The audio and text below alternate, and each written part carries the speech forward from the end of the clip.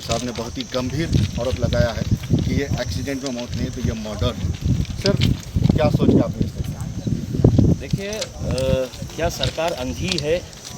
सरकार को ये समझ में नहीं आ रहा है या सरकार देख नहीं रही है कि हर रोज़ हज़ारों मजदूर महाराष्ट्र से मजबूर होकर अपने अपने राज्यों की तरफ पैदल निकल रहे हैं।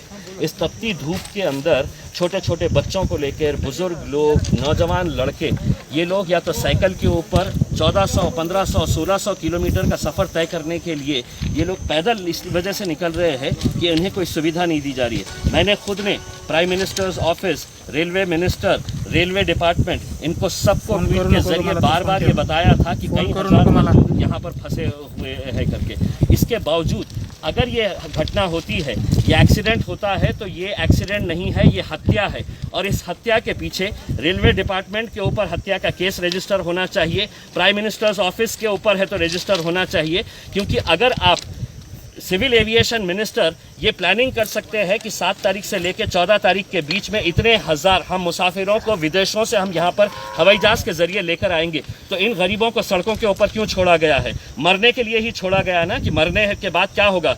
इनकी कीमत लगा दी गई है।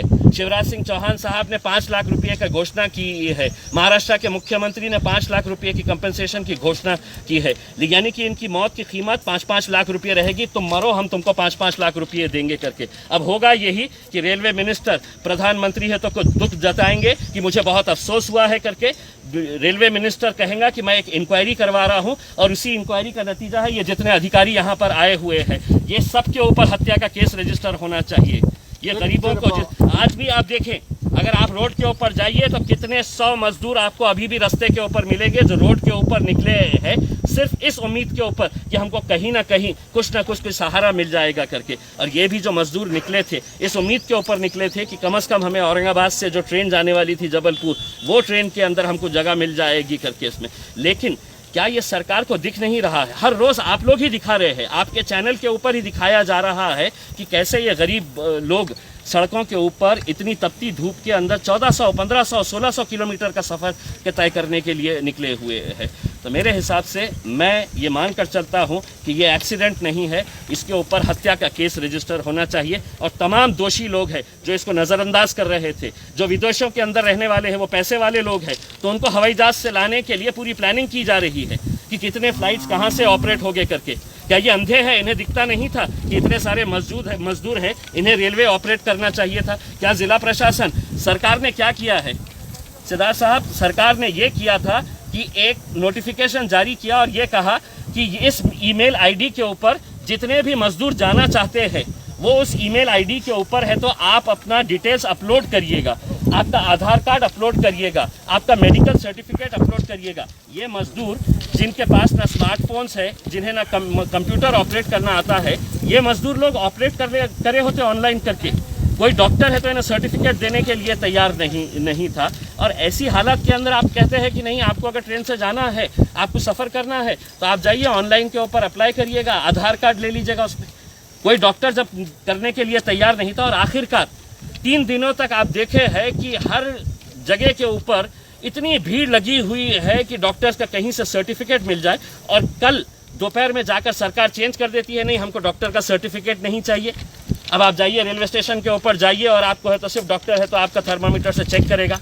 तो ये रोज़ रोज़ के जो कानून बदले जा रहे थे, ये जानते हुए, ये अच्छी तरह से समझते थे कि ये लोग मरने वाले हैं। वायरस से नहीं मरेंगे, कोरोना वायरस से नहीं मरेंगे तो भूखमरी से मरेंगे, भूखमरी से नहीं मरेंगे तो इस तरह रेल के पटरियों के नीचे आकर मरेंगे, या सड़कों के ऊपर तपती धूप के अंदर मरेंगे। ये सब अच्छी तरह से जाहिर है कि इन लोगों के पास में मतलब इनके पास में ना फिटनेस सर्टिफिकेट था, ना ट्रैवल सर्टिफिकेट था। ये लोग रोड ब्लॉक से इसके वजह से छुपा कर इस रोड से आए। तो जिला प्रशासन भी यहाँ पर थोड़ा सा जिम्मेदार लगता है आपको? 100% जिम्मेदार है, जिला प्रशासन भी जिम्मेदार है उसमें।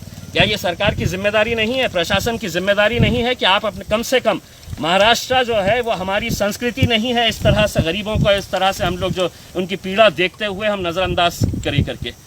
ये सरकार की जिम्मेदारी थी कि कम से कम बसेस लगाए, महाराष्ट्र के बॉर्डर तक उन्हें बसेस तक पहुँचाया जाए।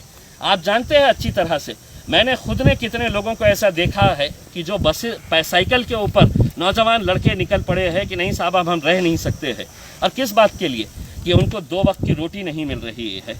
कम से कम हम अपने घर जाएंगे, अपने घर में जाकर हम अपने परिवार के बीच में अगर हम मर गए तो चलेगा, लेकिन हम हमें यहाँ नहीं रहना है। और कितने दिन हो गए हैं, कोई 2 दिन 4 दिन का अगर होता तो हमको भी समझ में आ गया होता, लेकिन अगर 1.5 महीने के ऊपर हो गया है और ये प्रशासन पूरी तरह से अगर इस तरह से इंतज़ार कर रहा था कि कितनी मौतें होगी करके। प्रधानमंत्री का बयान सुनिएगा, अफसोस हुआ है। प्रधानमंत्री को क्या दिखता नहीं है? प्रधानमंत्री टीवी देखते नहीं है क्या? ट्वीट्स पढ़ते नहीं है क्या? उनको पता नहीं है कि इतने सारे मजदूर जो रोड के ऊपर निकले हुए हैं उनकी हालत क्या है करके। अभी मैं आ रहा था, एक आदमी छोटे से बच्चे को, 2 साल के बच्चे को लेकर है तो कितनी दूर से निकला हुआ है, 150 किलोमीटर का सफ़र किया है। आप निकलिए, आपको खुद मिलेंगे वो लोग यहाँ पर भी। सर, इसमें बात ये है कि ये लोग जो है एक स्टील कंपनी में काम करते थे जालना पे, तो उस कंपनी की भी जिम्मेदारी बनती थी कि उनको खाना पानी मुहैया करें। देखिए, सरकार ने तो एक कागज़ निकाल दिया, कागज़ के टुकड़े के ऊपर लिख दिया है उसके ऊपर कि किसी की भी पगार काटनी नहीं चाहिए, किसी को नौकरी के ऊपर से निकालना नहीं चाहिए। लेकिन क्या लेबर डिपार्टमेंट ने ये चेक किया है कि इन लोगों को इनकी पगार मिल रही थी, इन लोगों को नौकरी से रखा गया है या नौकरी से निकाला गया है? आज औरंगाबाद और जालना अगर देखा जाए तो ये एक इंडस्ट्रियल सिटी है, लेकिन यहाँ पर कितने सारे मजदूरों को कहा गया है कि अब आप जाइए घर के ऊपर। अब वो जाएंगे तो जाएं कैसा? सरकार ने ये तो कह दिया है कि हम आपको ट्रैवल पास दे देंगे। अब ट्रैवल पास देने के बाद कैसा जाएंगे आप मुझे ये बताइएगा। सरकार के या प्रशासन की तरफ से क्या इंतज़ाम किया गया है? हम तो उत्तर प्रदेश या मध्य प्रदेश की बात नहीं कर रहे हैं। अगर औरंगाबाद से किसी को नागपुर जाना है, जो महाराष्ट्रियन बंदा है, अगर किसी को नांदेड़ जाना है, किसी को उस्मानाबाद जाने का है, मुंबई जाने का है, तो उसके लिए क्या प्रावधान किया गया है? ये हम प्रशासन से सवाल करना चाहते हैं। कोई प्रावधान किया गया है? कोई इंतज़ाम किया गया है? नहीं, हम आपको सिर्फ पास दे रहे हैं, आप अपना करिएगा। अरे जिस आदमी के पास 2 वक्त की रोटी नहीं है खाने के लिए, अगर आप उसको इस तरह से कागज़ का टुकड़ा दे देंगे और कहेंगे कि नहीं अब हमने पास दे दिए है, अब तुम तुम्हारा इंतज़ाम कर लो करके, तो मेरे हिसाब से ये एक खेल है, खिलवाड़ है। सिर्फ गरीब लोग हैं, उनकी मौत के ऊपर क्या अफसोस करने का? उसमें 5 लाख रुपए दे दिए, मरने के बाद उसमें और भी मरेंगे, 10-20 लोग मरेंगे तो 5-5 लाख रुपए मिल जाएंगे उसके अंदर। इससे ज़्यादा और कुछ नहीं होगा। एक इंक्वायरी होगी, इंक्वायरी के अंदर क्या होगा?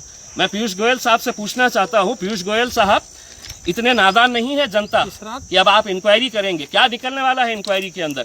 ये लोग सड़क से इसलिए नहीं जा सकते थे कि इनको जालना की बॉर्डर के ऊपर रोका गया होगा, इनको करमाड़ की बॉर्डर के ऊपर रोका गया होगा कि तुम कहाँ जा रहे हैं करके। ये पुलिस वाले इन्हें परेशान कर रहे थे तो चोर रास्तों से जा रहे थे कि हम रेलवे ट्रैक के ऊपर से चले जाए करके। और यहाँ पर ये जो मौत का तांडव जो हुआ है, इसके लिए पूरा रेलवे डिपार्टमेंट भी उतना ही जिम्मेदार है जितना जिला प्रशासन है, और उतना ही प्राइम मिनिस्टर्स ऑफिस जिम्मेदार है। जो बातें तो बड़ी बड़ी करते हैं, लेकिन इस हत्या के दोषी अगर है तो ये पूरे लोग हैं। निश्चित रूप से यहाँ पर